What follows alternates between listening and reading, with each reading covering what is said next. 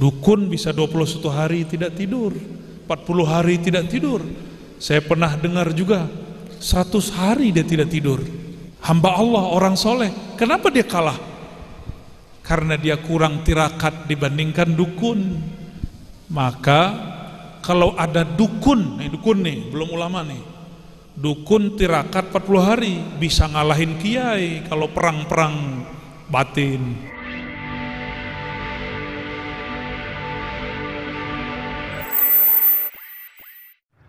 Halo, assalamualaikum warahmatullahi wabarakatuh. Salam sejahtera untuk kita semua. Terima kasih teman-teman sudah klik video ini. Jangan lupa dukung channel ini dengan klik subscribe, like, komen, dan share apabila video ini bermanfaat buat teman-teman semua. Saya doakan bagi teman-teman yang sudah subscribe channel ini, semoga kita semua diberikan kesehatan, keselamatan, keberkahan, dan juga kesuksesan dalam menjalankan aktivitas sehari-hari. Amin ya robbal alamin.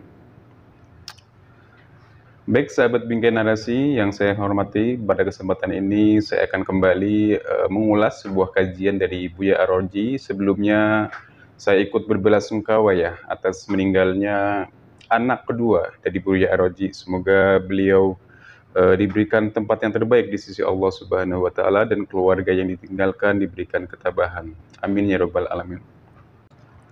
Baik teman-teman, kita kembali dalam kajian Buya Ar-Raji kali ini. Saya akan mengulas sebuah kutipan ya dari ceramah beliau terkait dengan mistisme. Tapi mistisme dalam kali ini yaitu tentang dukun ya, ataupun juga paranormal. Memang kita tahu ya bahwa hal-hal yang berkaitan dengan mistis ataupun juga klinik di negeri kita ini memang sangat identik gitu ya, dari zaman dahulu, zaman nenek moyang kita juga. Bahkan hingga saat ini perkembangan zaman, perkembangan teknologi seakan-akan tidak mempengaruhi hal tersebut ya. Kita lihat saja pada pagelaran MotoGP ya beberapa waktu lalu gitu kan, di mana kita menyaksikan gitu kan, kita menyaksikan sosok yang kontroversi sebenarnya, Mbak Rara gitu kan, di mana dia merupakan salah satu katakanlah paranormal yang didaulat sebagai pawang hujan ketika event tersebut, dan keberadaannya juga menjadi pemberitaan di media massa bahkan internasional, ikut menyoroti peristiwa di mana keterlibatan paranormal dalam event pagelaran MotoGP. Inilah bukti dan juga gambaran bahwa negeri kita ini memang sangat lekat dengan hal-hal yang berbau mistis, klinik, dan juga sihir. Nah, sihir ini biasa dilakukan oleh orang-orang yang memang punya keahlian khusus, yaitu tadi paranormal ya, di mana paranormal ini merupakan apa ya, kalau diibaratkan penjual jasanya lah gitu kan. Dan orang-orang yang punya kebencian terhadap rekan kerja ataupun yang lain sebagainya, punya rasa iri, hasut, dengki gitu kan, berdatang ke dukun lalu meminta permohonan agar orang yang tidak dicintai, tidak disukai bisa mendapatkan celaka. Nah, kalau orang yang mungkin apa namanya, bagi seorang pasangan muda-mudi mungkin itu tadi permohonannya itu berbeda ya, yaitu untuk bagaimana bisa meningkatkan aura gitu kan, bagaimana cintanya biar diterima gitu kan. Bahkan ada istilah saking lekatnya kita ini dengan hal-hal yang berbau mistis gitu kan, klinik dan dukun gitu ya. Ada istilah cinta ditolak, dukun bertindak gitu kan. Ini sudah lumrah sekali di telinga kita ya. Ini juga menjadi bukti bahwa memang negeri kita masyarakat kita memang sangat lekat dengan hal-hal yang berbau mistis. Dan dalam Islam sendiri kita juga tahu ya, berbagai literatur juga mengatakan bahwa sihir ini sudah ada sejak zaman kenabian, yaitu terutama Nabi Sulaiman, lalu kemudian Nabi kita Muhammad Shallallahu Alaihi Wasallam, di mana Nabi Muhammad Shallallahu Alaihi Wasallam juga pernah gitu kan, beberapa riwayat memang ada perdebatan terkait dengan sihir ini ya. Tapi yang jelas di tafsir Ibnu Katsir sendiri menjelaskan bahwa ketika Nabi Muhammad Shallallahu Alaihi Wasallam ini mendapatkan sihir gitu kan, lalu kemudian turunlah sebuah ayat di mana ayat ini juga sebagai tameng gitu kan, untuk menangkal gitu kan serangan sihir dari orang-orang yang jahat. Nah, Saya tidak akan membahas ini secara mendalam ya. Tidak membahas tafsir ataupun ayat yang terkait dengan sihir ini tidak mendalam. Tapi kita di sini akan mengkaji sebuah ceramah Buya Ar-Raji, di mana dalam ceramahnya tersebut Buya Ar-Raji mengungkapkan kenapa gitu kan banyak kiai atau ustadz gitu kan kalah gitu kan menghadapi dukun gitu kan. Nah di sini ada keywordnya, kuncinya yang dibuka oleh Buya Ar-Raji. Mari kita simak videonya, semoga kita bisa mendapatkan kemanfaatan ilmu pemahaman yang baik agar kita bisa manfaatkan di dalam kehidupan kita sehari-hari dan juga kita bisa memberikan kemanfaatan di sekitar kita. Amin ya rabbal alamin. Mari kita simak videonya. Untungnya kita hidup di negeri ini, bisa buat pengajian tanpa perlu izin-izin yang ribet, bisa buat zikir tadi ya. Wah itu indah sekali zikirnya, menggema. Itu kalau malaikat lihat dari langit seperti rembulan, terangnya bukan main. Cuma kan kita bukan malaikat Pak, jadi nggak kelihatan ya, jadi malaikat dulu baru kelihatan. Malaikat tuh kurang tidur, kurang makan, bicaranya lurus. Tapi yang berat nih, yang mau nikah nih ya, malaikat nggak kawin. Malaikat tidak menikah. Kita tidak mungkin itu. Maka mungkin kurangi tidur, kurangi makan. Itu yang mungkin. Ya, kalau nggak antar batal nikahnya Rabiul Awal ya. Orang-orang yang mengurangi ini, mau dia ulama, mau dia umara, Allah akan berikan nur di dalam kalbunya. Nur malakutiyah, nur malaikat. Maka apa yang dipandang malaikat dia akan sanggup memandangnya. Itulah sebabnya kekasih Allah ketemu kekasih Allah menangis. Wali ketemu wali terharu. Insya Allah. Itu hadis pertama.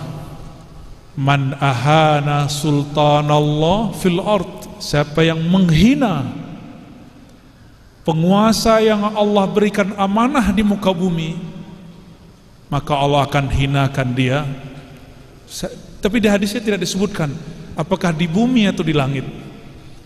Berarti bisa jadi di bumi iya, di langit iya, di akhirat iya, di dunia iya.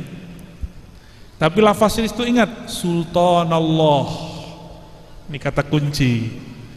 Sultanallah kata kunci, bukan sultan. Sultanallah, sultan yang Allah bimbing, sultan yang mengikuti ajaran Allah dan Rasulnya, sultan yang di kolmunya bertahta Allah Malikul Mulk, raja di raja. Itu syaratnya.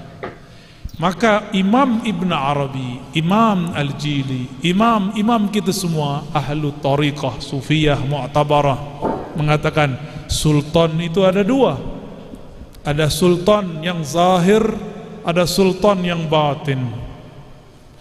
Sultan yang zahir itulah pemimpin-pemimpin yang menguasai negeri. Tapi ingat, hati-hati para pemimpin.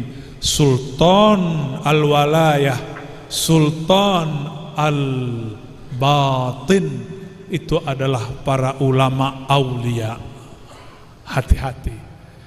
Kalau pemimpin di bumi menguasai bumi, itu pemimpin wali-wali, suaranya, tanda tangannya, tangisnya tembus ke langit. Maka kita hati-hati ya. Maka akan terjadi kesempurnaan jika sultan Allah ini yang di langit dan di bumi, atau sultan yang di bumi yang tahtanya ada di langit itu amaliyahnya, muamalahnya bagus. Saya mau tanya, Abu Bakar ulama bukan? Abu Bakar ulama, tapi dia seorang apa? Khalifah, umara. Umar ulama? Umar lebih canggih lagi. Umar itu kata Nabi muhaddas. Apa arti muhaddas? Muhaddas, Allah berbicara ke dalam kalbunya. Itu Umar. Kok bisa Umar Allah berbicara ke dalam kalbunya? Itu setelah kejadian Hudaybiyah. Kejadian Hudaybiyah adalah akhir hijabnya Sayyidina Umar diangkat oleh Allah Subhanahu wa taala. Sayyidina Umar pernah kecewa kepada keputusan Rasulullah, lalu bertanya, "Arasulun anta?" Apakah engkau beneran Rasul? "Ahakun dinuna?" Apakah engkau membawa ajaran yang benar? Apakah agama Islam ini benar? Nabi hanya diam. Umar cuma berkata begitu, lalu tobat kepada Allah. Merasa telah menyinggung Rasulullah sallallahu alaihi wasallam. Bagaimana cara dia tobat? Inilah suluk arba'in, 40 hari 40 malam, tidak tidur di malam hari, tidak makan di siang hari. Inilah awal Sayyidina Umar, Allah kasyafkan kolbunya. Umar itu ya, orang paling keras, tapi karena dia melakukan suluk riyadhah tirakat. Siapa yang suruh Umar? Gak ada. Ini menunjukkan bahwa suluk riyadhah, latihan-latihan rohani, boleh diramu oleh ahlinya. Sayyidina Umar tidak pernah mendengar Nabi, "Kamu tidak boleh tidur 40 hari." Ada. Sayyidina Umar juga pernah dengar satu hadis, "Man shallal ghadata fil jamaah atau fil masjid," ya. Siapa yang sholat subuh atau fajar di masjid atau berjamaah, berapa hari? Arba'ina sabahan, 40 pagi. Maka Allah akan pancarkan ya nabiul hikmah min qalbihi ala lisanih, dari kolbunya memancar lewat lisannya. Itulah Sayyidina Umar. Maka kalau ada dukun nih, belum ulama nih, dukun tirakat 40 hari bisa ngalahin kiai kalau perang-perang batin. Makanya ada kiai kena sihir, pada kiai wali Allah, hamba Allah, orang soleh. Kenapa dia kalah? Karena dia kurang tirakat dibandingkan dukun. Dukun bisa 21 hari tidak tidur, 40 hari tidak tidur. Saya pernah dengar juga 100 hari dia tidak tidur. Orang kalau sudah tidak tidur, maka karakternya, kan malaikat ada dua, malaikat nar, malaikat nur. Malaikat yang bertahan sampai sekarang malaikat nur. Malaikat nar sudah dipecat, namanya Azazil alias iblis. Kasyaf, tapi kasyaf setan. Iblis itu kasyafnya kasyaf yang membuka aib orang, melihat kelemahan orang. Untuk apa kasyaf begitu? Ya, untuk apa kasyaf begitu? Imam Malik dulu kasyaf setiap kali melihat orang wudu, beliau melihat maksiatnya. Tuh yang tadi nonton YouTube-nya nggak bener ya, yang tadi nonton film aneh-aneh, yang matanya jelalatan kemana-mana. Itu Imam Malik ketika cuci muka, dia lihat orang-orang dosa mata jelalatan. Yang tangannya nakal, sekarang nakal itu bukan megang orang, ngetik. Ya, oleh Imam Malik terlihat. Lalu beliau berdoa, ya Rob, jika ini yang aku lihat, ini pasti dari syaitan, tolong diambil. Tuh Imam Malik gak seneng makasyaf. Kalau kita seneng ya, seneng ya baca isi hati orang.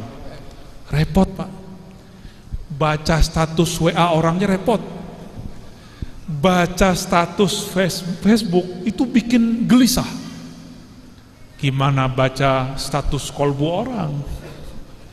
Lebih ribet ya, lebih berbahaya.